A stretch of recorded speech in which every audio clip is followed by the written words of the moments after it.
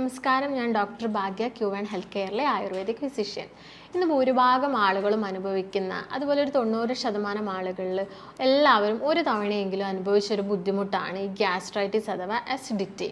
ഇതിനുവേണ്ടി കുറേ കാലങ്ങളായി മെഡിസിൻ എടുക്കുന്നവരും ദിവസം മരുന്ന് കഴിക്കുന്നവരും അതുപോലെ തന്നെ ഒരു ദിവസം മരുന്ന് കഴിച്ചിട്ടില്ലെങ്കിൽ അതുമൂലം ഉണ്ടാകുന്ന ബുദ്ധിമുട്ടുകളൊക്കെ അനുഭവിക്കുന്നവരാണ് ഒരുപാട് ആളുകൾ. അപ്പോൾ നമ്മൾ മനസ്സിലാക്കേണ്ട ഒരു കാര്യം, ഇതിനൊക്കെയുള്ളൊരു കോസ്, അതായത് കാരണം എന്ന് പറയുന്നത് നമ്മുടെ ദഹനം പ്രോപ്പറായി നടക്കാത്തത് കൊണ്ടാണ്. നമ്മുടെ പ്രായം, ആരോഗ്യം, എനർജി ലെവല്, മാനസികാവസ്ഥ ഇതൊക്കെ നമ്മുടെ ദഹനത്തിന് എഫക്റ്റ് ചെയ്യുന്നുണ്ട്. ഇതിലേതിനെങ്കിലും ഒന്നിന് ഒരു ചെറിയ വ്യതിയാനം സംഭവിച്ചാൽ നമ്മുടെ ദഹനം ഇംപ്രോപ്പർ ആവും. ഇത് മെയിനായിട്ട് 2 രീതിയിലാണ് ആളുകളിൽ കണ്ടുവരുന്നത്. ഒന്ന് അക്യൂട്ട് കണ്ടീഷനും ഒന്ന് ക്രോണിക്കും. അക്യൂട്ട് കണ്ടീഷൻ എന്ന് പറയുന്നത് പെട്ടെന്ന് വരുന്നൊരവസ്ഥയാണ്, അതായത് സഡൻ ആയിട്ട് ആളുകളിൽ കണ്ടുവരുന്ന ഒരവസ്ഥയാണ്. അതായത് എന്തെങ്കിലും പെയിൻ കില്ലേഴ്സോ അല്ലെങ്കിൽ നോൺ സ്റ്റിറോയിഡൽ ആൻറ്റി ഇൻഫ്ലമേറ്ററി ഡ്രഗ്സോ കോർട്ടിക്കോ സ്റ്റിറോയിഡ്സോ ഇവയൊക്കെ എടുക്കുന്ന ആളുകളിൽ പെട്ടെന്ന് വരുന്നൊരു അവസ്ഥയാണ് അക്യൂട്ട് കണ്ടീഷൻ എന്ന് പറയുന്നത്. ക്രോണിക് ഗ്യാസ്ട്രൈറ്റിസ് എന്ന് പറയുന്നത് കുറേ കാലത്തായിട്ടുള്ള ഇൻഫെക്ഷൻ അല്ലെങ്കിൽ ഇൻഫ്ലമേഷൻ കാരണം സ്റ്റൊമക്കിൻ്റെ ലൈനിങ്ങിനൊക്കെ ബാധിക്കുന്നത്. ഇതാണ് ക്രോണിക് കണ്ടീഷനിൽ വരുന്നത്. ഈ കണ്ടീഷനിൽ അനീമിയൊക്കെ സംഭവിക്കാം, വിറ്റാമിൻ B12 ഡെഫിഷ്യൻസി കാരണം. ഇനി എന്തൊക്കെ ലക്ഷണങ്ങളാണ് ഇങ്ങനെയുള്ളൊരു വ്യക്തിയിൽ കാണുന്നതെന്ന് നോക്കാം. കൂടുതലായിട്ടും കണ്ടുവരുന്നത് നെഞ്ചരിച്ചിൽ, വയറ്റുന്നുണ്ടാവുന്ന വേദന, വയറ്റുന്നൊരു പുകച്ചിൽ, അതുപോലെ തൊണ്ടയിൽ ഇറിറ്റേഷന്, വായയിൽ ചെറിയ ചെറിയ അൾസേഴ്സ് അല്ലെങ്കിൽ പുണ്ണൊക്കെ ഉണ്ടാവുന്നത്.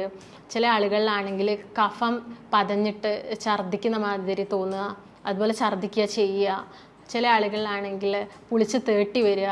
ഇതൊക്കെയാണ് കൂടുതലായിട്ട് നമ്മൾ കണ്ടുവരുന്ന ലക്ഷണങ്ങൾ. ഇനി ഇങ്ങനെയുള്ള ആളുകൾ എന്തൊക്കെ കാര്യങ്ങൾ ശ്രദ്ധിക്കണമെന്ന് നമുക്ക് നോക്കാം. ഞാൻ പറഞ്ഞു കഴിഞ്ഞു, അസിഡിറ്റി പോലുള്ള അസുഖങ്ങൾ വരാനുള്ള കാരണം നമ്മുടെ പ്രോപ്പറായിട്ടുള്ളൊരു ഡൈജഷൻ നടക്കാത്തത് കൊണ്ടാണെന്ന്. അപ്പോൾ നമ്മൾ ഭക്ഷണം കഴിക്കുമ്പോൾ എന്തൊക്കെ കാര്യങ്ങൾ ശ്രദ്ധിക്കണം? അതായത് ഭക്ഷണം നന്നായിട്ട് ചവച്ചരച്ച് കഴിക്കാൻ നോക്കുക. അതോടൊപ്പം തന്നെ ഭക്ഷണം കഴിച്ച പാടെ വെള്ളം കുടിക്കുന്ന ശീലം ഉണ്ടെങ്കിൽ അത് ഒഴിവാക്കുക. ഭക്ഷണം കഴിച്ച പാടെ വെള്ളം കുടിക്കുമ്പോൾ നമ്മുടെ ദഹനരസങ്ങളുടെ ആക്ഷൻ കുറയും, അതായത് അവരുടെ വീര്യം കുറഞ്ഞിട്ട് അവർ ഭക്ഷണമായിട്ട് മിക്സപ്പ് ചെയ്യുന്ന സമയത്ത് പെട്ടെന്ന് ദഹനം നടക്കില്ല. അതുകൊണ്ട് ഭക്ഷണം കഴിച്ച പാടെ വെള്ളം കുടിക്കരുത്. ഒരു 45 മിനിറ്റ്സോ അല്ലെങ്കിൽ 1 hour കഴിഞ്ഞിട്ട് വെള്ളം കുടിക്കാൻ നോക്കുക. അതുപോലെ തന്നെ ഭക്ഷണം കഴിച്ച പാടെ കുളിക്കുന്നത് അതൊരു നല്ല ശീലമല്ല. നമ്മൾ ഓഫീസിൽ പോകുന്ന ആൾക്കാരൊക്കെ ആണെങ്കിൽ രാവിലെ പെട്ടെന്ന് ഭക്ഷണം കഴിച്ചിട്ട് കുളിക്കും. അതുപോലെ ഈവനിങ് ജോലി കഴിഞ്ഞ് വന്നിട്ട് ക്ഷീണം കൊണ്ട് ആദ്യം ഭക്ഷണം കഴിക്കും, എന്നിട്ട് പോയിട്ട് കുളിക്കും. അതൊക്കെ ദഹനത്തെ വളരെ സ്ലോ ആക്കും. പിന്നെ ശ്രദ്ധിക്കേണ്ട ഒരു കാര്യമാണ് ഭക്ഷണത്തോടൊപ്പം ചായ കുടിക്കുന്നത്. ചായയിൽ ടാനിൻ എന്ന് പറഞ്ഞൊരു ഘടകമുണ്ട്. ഇത് നമ്മൾ പ്രോട്ടീൻസും അയേൺസും ഒക്കെ ആയിട്ട് മിക്സ് ആവും. ഇത് കാരണം എന്താവും? ദഹനം വളരെ സ്ലോ ആവും. അപ്പോൾ ഭക്ഷണത്തോടൊപ്പം ചായ കുടിക്കുന്ന ശീലം ഉണ്ടെങ്കിൽ അത് പൂർണ്ണമായിട്ടും ഒഴിവാക്കുക. പിന്നെ ഭക്ഷണം കഴിച്ച പാടെ കിടക്കുന്നതും ദഹനത്തെ സ്ലോ ആക്കും. പിന്നെ നമ്മൾ ശ്രദ്ധിക്കേണ്ട ഒരു കാര്യം കോമ്പിനേഷൻ ഓഫ് ഫുഡാണ്. അതായത് വിരുദ്ധ ആഹാരം മാക്സിമം ഒഴിവാക്കുക.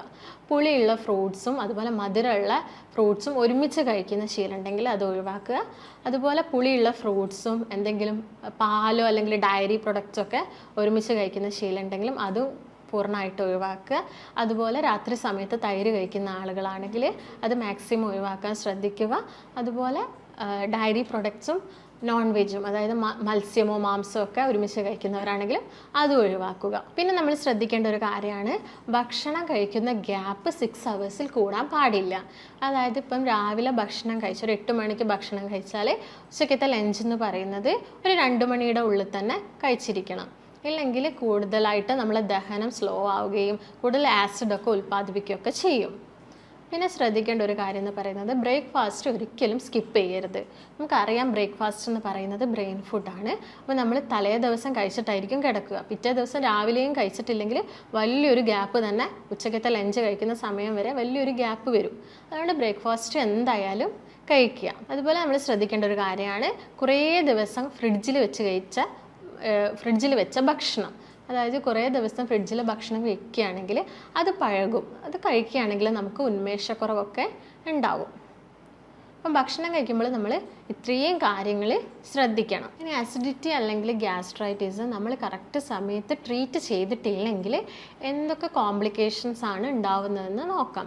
മെയിനായിട്ടും അത് പിന്നീട് അൾസേഴ്സ് ആയിട്ട് മാറാനുള്ള ചാൻസ് ഉണ്ട്. അതായത് സ്റ്റൊമക്ക് അൾസേഴ്സ് ഒക്കെ പിന്നീട് അത് ബ്ലീഡിംഗ് ഒക്കെ ആയിട്ട് മാറും. അത് ഇൻറ്റേർണൽ ബ്ലീഡിങ്സ് എന്ന് പറയുമ്പോൾ ശരീരം മുഴുവൻ, അതായത് നമ്മുടെ എല്ലാ ഓർഗൻസിലോട്ടും ബ്ലീഡിങ്സ് ഒക്കെ ഉണ്ടാവാനുള്ള ചാൻസ് ഉണ്ട്. അത് പിന്നെ ചില മാലിഗ്നൻറ്റ് കണ്ടീഷനിലോട്ടൊക്കെ നയിക്കും. അപ്പം അത് ഒന്നാമത് അൾസർ ആവാനുള്ള കാരണമാണ് മെയിനായിട്ടുള്ളൊരു കോംപ്ലിക്കേഷൻസ് എന്ന് പറയുന്നത്. പിന്നെ ഞാൻ പറഞ്ഞു ബ്ലീഡിങ് ഉണ്ടാവാനുള്ള ചാൻസ് ഉണ്ടെന്ന്. അത് കാരണം അനീമിയ ഒക്കെ സംഭവിക്കാം ശരീരത്തിൽ. അതുമൂലം ഹാർട്ട് പാൽപിറ്റേഷൻസ് കൂടാം, ഷോർട്ട്നെസ് ഓഫ് ബ്രെത്ത് ഉണ്ടാവാം, അതായത് ശ്വാസം മുട്ടോ അല്ലെങ്കിൽ ശ്വാസതടസ്സമൊക്കെ കൂടുതലായിട്ട് കാണാം. ചില ആളുകളിൽ നമ്മൾ വൊമിറ്റിംഗ് ഒക്കെ കാണാറുണ്ട്. ഈ വൊമിറ്റിംഗ് ഉള്ളത് കാരണം ഡീഹൈഡ്രേഷനൊക്കെ സംഭവിക്കാം. ഇത്രയൊക്കെയാണ് ആളുകളിൽ കൂടുതലായിട്ടും കണ്ടുവരുന്ന കോംപ്ലിക്കേഷൻസ്. ഇതിനു വേണ്ടി നമുക്ക് ചെയ്യാൻ പറ്റുന്ന കുറച്ച് ഇൻവെസ്റ്റിഗേഷൻസ് എന്തൊക്കെയാണെന്ന് നോക്കാം.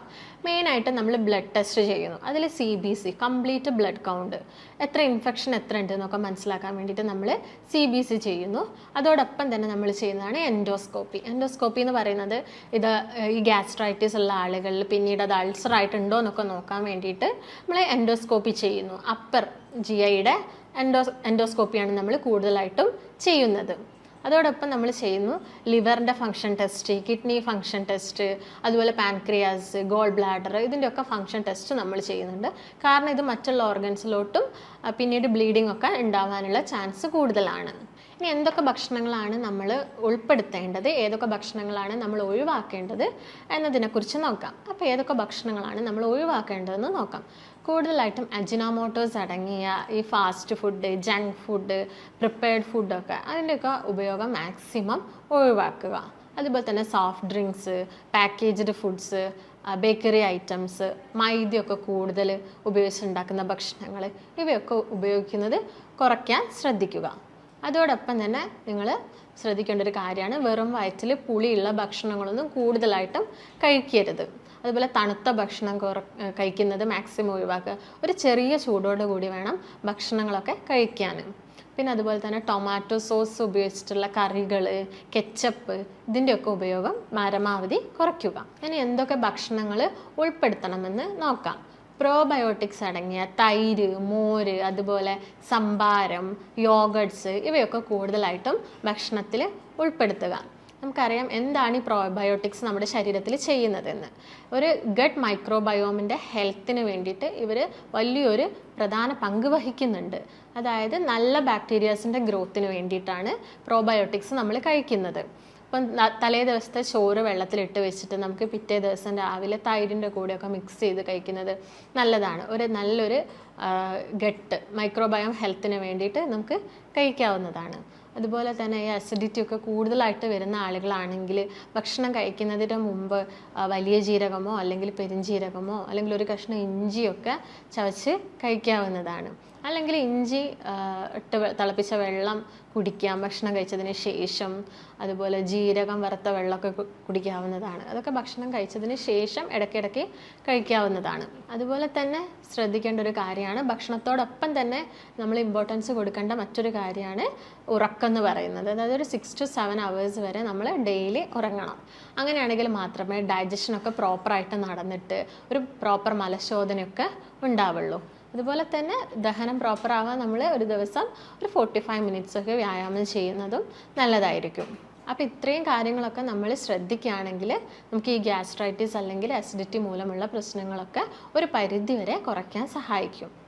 അപ്പം ഇത്തരം കംപ്ലയിൻസ് ഒക്കെ ആയിട്ട് പേഷ്യൻസ് നമ്മുടെ ക്ലിനിക്കിൽ വരികയാണെങ്കിൽ നമ്മൾ അവരുടെ കണ്ടീഷനൊക്കെ മനസ്സിലാക്കിയിട്ട് അവരെ നന്നായിട്ട് അനാലിസിസ് ചെയ്തിട്ട് അവർക്കൊരു പ്രോപ്പർ ഡയറ്റും അതുപോലെ തന്നെ പ്രോപ്പർ മെഡിക്കേഷൻസൊക്കെ നമ്മൾ നൽകുന്നതാണ്. അപ്പോൾ നിങ്ങൾക്ക് എന്തെങ്കിലും സംശയങ്ങളോ കാര്യങ്ങളോ ഉണ്ടെങ്കിൽ താഴെ കാണുന്ന നമ്പറുമായിട്ട് ബന്ധപ്പെടാവുന്നതാണ്. നമുക്ക് മറ്റൊരു വീഡിയോ ആയിട്ട് വീണ്ടും കാണാം. നന്ദി.